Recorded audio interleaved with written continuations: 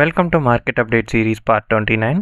S, last week நம்ம கொடுத்த மாதிரி இந்த வீக்கும் நம்மளோட லெவல்ஸ் நிஃப்டி வந்து அச்சீவ் பண்ணியிருக்கு. நீங்கள் ஸ்க்ரீனில் பார்க்குறது தான் நம்ம கொடுத்த லாஸ்ட் வீக்கான லெவல். ஸோ இதில் பார்த்தீங்கன்னா அரௌண்ட் 25,000, ஆல்மோஸ்ட் 900, 25,900. இதுதான் நம்ம ஒரு மாதமாக சொல்லிட்டு இருந்தோம். இந்த லெவலை கிராஸ் பண்ணிடுச்சுன்னா நிஃப்டியோட பை ட்ரெண்ட் ஸ்டார்ட் ஆகிடும். அதே மாதிரி நிஃப்டி வந்து ஸ்ட்ராங்காக ஒரு பிரேக் அவுட் கொடுத்துருக்கு. அதே மாதிரி நம்ம கொடுத்த அந்த டார்கெட்ஸையும் நிஃப்டி வந்து அச்சீவ் பண்ணியிருக்கு. ஃபர்ஸ்ட் பை டார்கெட்டான 26,080 அச்சீவ் பண்ணிட்டு அதுல மார்க்கெட் வந்து ஒரு ஸ்மால் கன்சால்டேஷன் கொடுத்துருக்கு. ஸோ ஒய் பிகாஸ் ஒரு ப்ராஃபிட் புக்கிங் நடந்திருக்கு. ஸோ அகைன் மார்க்கெட் வந்து ரீகெயின் ஆகும். இதுதான் நம்ம லாஸ்ட் வீக் கொடுத்த லெவல். ஸோ இதை பார்த்தீங்கன்னா பை டார்கெட் வந்து 25,900, ஃபர்ஸ்ட் டார்கெட் வந்து 26,080 அண்ட் செல் பார்த்தீங்கன்னா 25,528. இதில் பார்த்தீங்கன்னா செல் லெவலில் டச் கூட பண்ணலை. நிஃப்டி வந்து டார்கெட் டச் பண்ணாமல் மேலே வந்து அப் ட்ரெண்ட்லேயே வந்து மெயின்டைன் ஆகிட்டு இருக்கு. ஸோ இது ஒரு நம்ம ஸ்ட்ராங் பிரேக் அவுட்டாக எடுத்துக்கலாம். ஸ்ட்ராங்காக நிஃப்டி வந்து புல்லிஷ் ட்ரெண்டில் இருக்குன்னு நம்ம பிலீவ் பண்ணலாம். ஸோ இதுதான் வந்து நம்ம லாஸ்ட் வீக் கொடுத்த level. So last week video miss பண்ணியிருந்தீங்கன்னா நீங்கள் போய் லாஸ்ட் வீக் வீடியோ வந்து பார்த்துட்டு வாங்க. அப்கமிங்கில் மார்க்கெட் வந்து வீக்கோட அனாலிசிஸ் என்னன்னு நம்ம இப்போ பார்க்கலாம்.